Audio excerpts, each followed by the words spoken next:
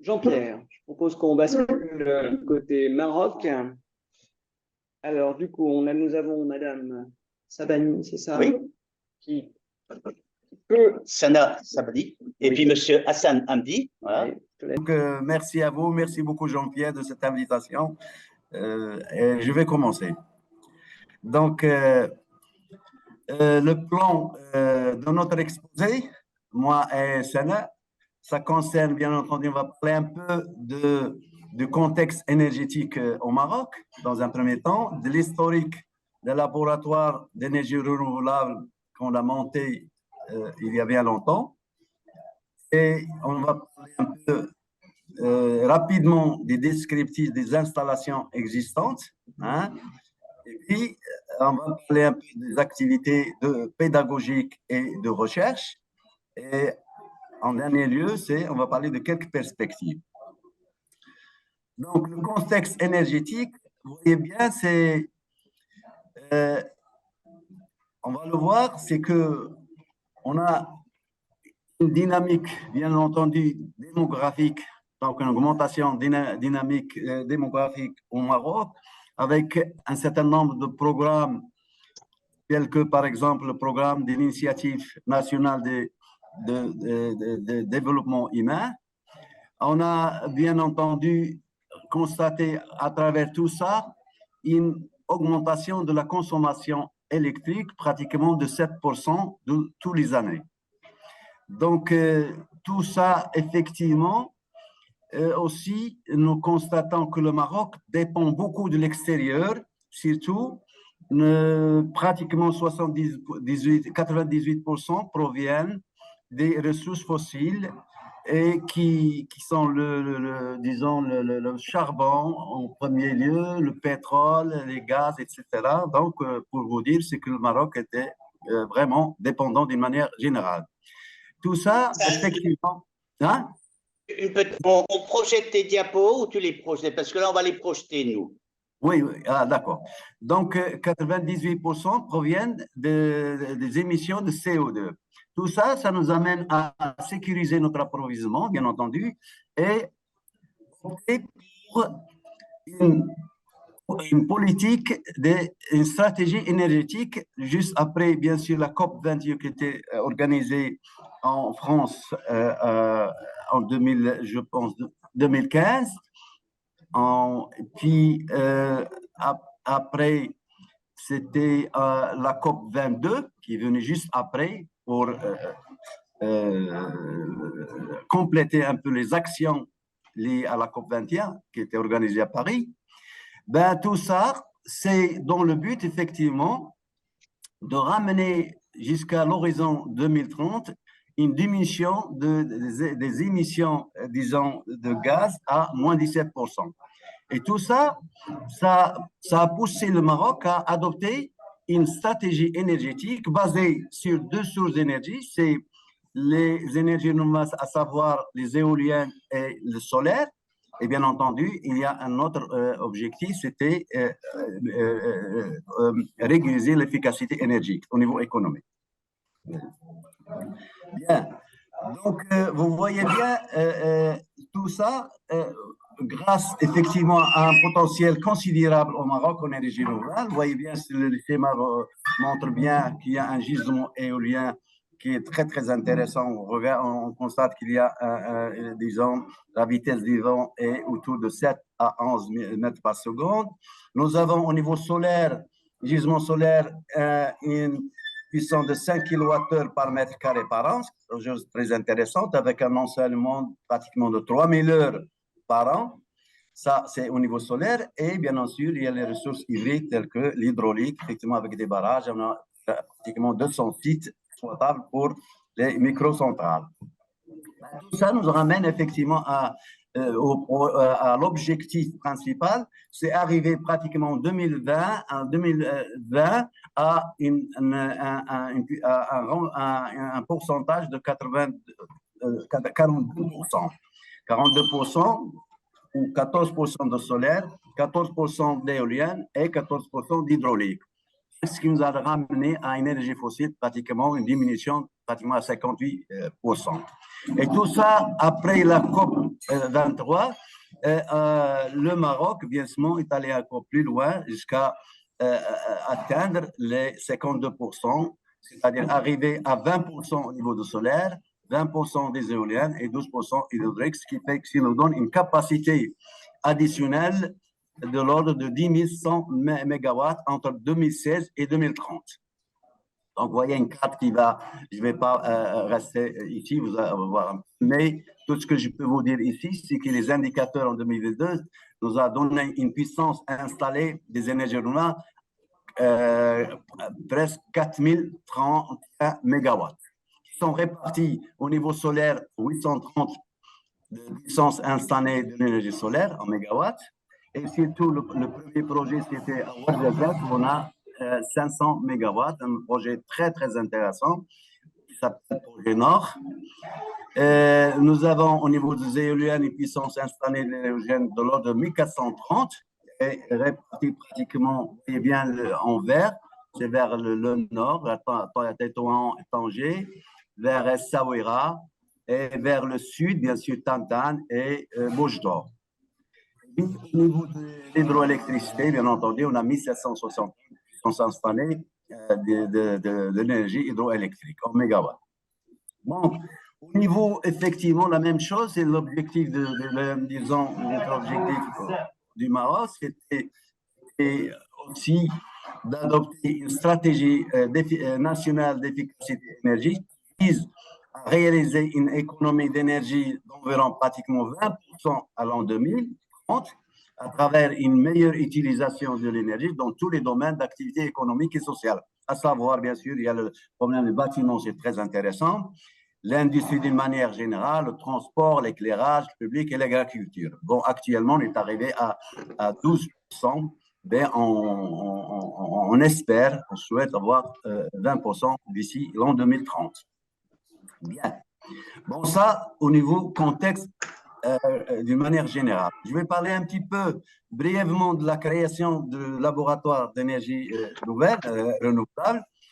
Ça, l'historique de la création, ça, c'était Jean-Pierre, il est au courant parce qu'on a fait une coopération avec la France, en particulier avec Jean-Pierre.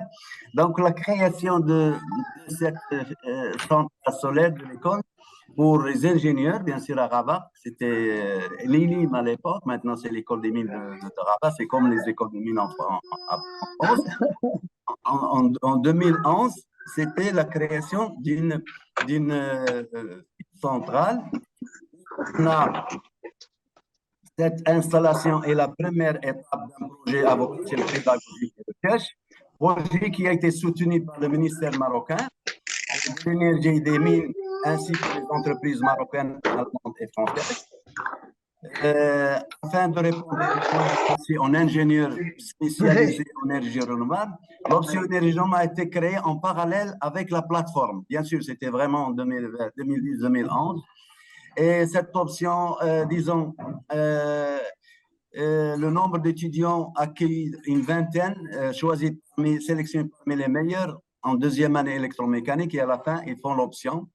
Donc, cette option a donné des meilleurs, vraiment, on avait une formation de haut niveau, disons, un témoignage de l'école polytechnique de Paris, avec le directeur qui est venu visiter notre école, il était vraiment satisfait et il nous a sollicité 6 étudiants parmi la promotion de ces 20-là. Donc, c'était une promotion polyvalente qui permettent des choix très difficiles au niveau des métiers. Donc, ils ont déjà une formation en électromécanique, c'est-à-dire capable d'intervenir dans tout ce qui est électrique et mécanique, plus, bien sûr, tout ce qui est lié à l'énergie renouvelable. Bon. En 2020, cette option a été, disons, modifiée et est devenue filière d'efficacité énergétique. Au lieu de prendre à partir de la deuxième année électromécanique, on prend directement à partir de la première année, disons, le choix des étudiants. Donc, je vais vous citer rapidement un peu quelques installations qui étaient montées à l'ENIM à l'époque. Voilà, vous voyez bien, on a commencé par une installation 2 kilowatts injectés au réseau, vous voyez bien, avec l'onduleur directement au réseau. Et une installation. Il faudrait qu'on passe la parole bientôt à Madame Sana. Oui, voilà, je vais m'arrêter là, allez-y. Voilà, et une installation 1 kW, disons, avec 3 matériaux hybrides, le monocristalin, cristallin et l'amorphe. Et puis, vous voyez bien ici, et je m'arrête ici. Vous voyez bien un peu l'installation 190 watts avec panneau solaire au départ. Et puis, avec 1 kW pour le site isolé ici, et 2 kW connecté au réseau qui a très très bien marché, et avec une petite éolienne. Et bien entendu, je termine et je vous laisse la parole à Madame Sahdani. Bonjour à tous, donc je continue. Donc en 2019, il y avait une installation de 5 kW qui a été rajoutée, connectée au réseau électrique interne de l'école, permettant, c'est une installation dotée d'une interface de supervision à distance. Donc, l'interface de supervision, ça, c'est une capture d'écran. Donc, jusqu'à présent, on est arrivé à épargner 17 kilowatts, 17 tonnes d'injection de CO2 avec une réduction, ou bien un rendement de 32 000 dirhams. Et cette application nous donne aussi combien on consomme à chaque instant, combien on injecte à chaque instant. Donc, elle est très bénéfique aussi pour les étudiants qui, dans le cours de supervision, ça leur montre comment on peut superviser une installation à distance. Il y a aussi une autre installation qui a été ajoutée en 2020 de 5 kW, c'est pour le pompage solaire parce que l'ENIM est doté d'un grand terrain de jardin qui a été arrosé par EDAL, c'est une eau payante, alors qu'avec le pompage solaire, maintenant on consomme 0 dirham pour tout ce qui est irrigation.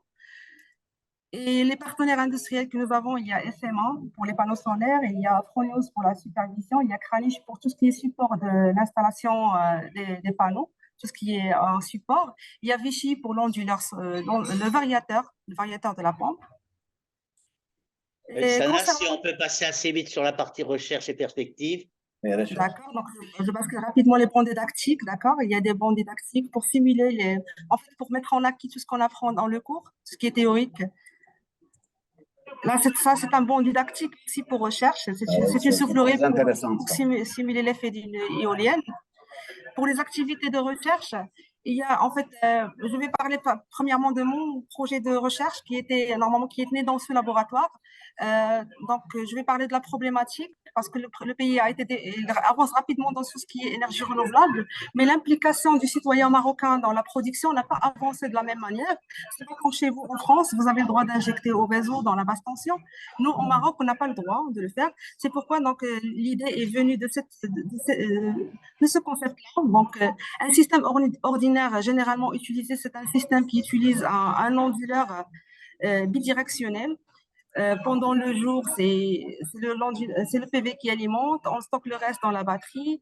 La maison est aussi alimentée par le réseau si on a besoin. Et le surplus de production est injecté au réseau. Alors, cette fonctionnalité d'injection au réseau dans la basse tension au Maroc, on n'a pas le droit de le faire. Jusqu'à présent, elle n'a pas vu le jour à cause du manque. En fait, il y a la loi, mais il y a toujours des faits qui manquent dans la production. Il y a des contraintes. Donc, il n'y a pas une libéralisation de ce marché. Donc, mon projet, c'était de concevoir une autre méthode qui permet aux citoyens d'être aussi actionnaires dans la transition énergétique au Maroc. Ceci en remplaçant l'onduleur qui est communément utilisé par un redresseur. Comme vous savez, le redresseur, il limite en fait, il permet le passage du courant dans un seul sens, c'est-à-dire juste de l'alternative vers le continu. Donc, on n'a pas le droit d'injecter et on peut profiter de l'énergie du réseau si on a besoin. Et bien sûr, ce système que j'ai développé, c'est un système qui n'a pas de stockage. Donc, on n'a pas toujours à chercher le MPPT connu. Donc, on a développé des lois de commande permettant uniquement de produire le nécessaire de la maison parce qu'on n'a pas le stockage. Est-ce que ça, on pourrait conclure pour qu'on puisse avoir une ou deux questions? Ok, d'accord. Donc, les axes de recherche, d'accord. OK, les axes de recherche. Bon. Ça, c'est le banc que j'avais réalisé au sein de ce laboratoire. Et pour les thématiques de recherche, on travaille actuellement dans ce laboratoire sur plusieurs thèmes. Il y a le banc de recherche des batteries, il y a le smart grid, smart home, il y a aussi les maisons intelligentes, il y a aussi, on travaille sur l'éolienne. Comme perspective, rapidement, donc on cherche des projets de recherche en partenariat avec d'autres organismes, des doubles diplomations, échanges pour les étudiants d'énergie renouvelable, créer des masters spécialisés destinés aux ingénieurs, et on cherche aussi à organiser des événements scientifiques de recherche en partenariat avec l'Europe.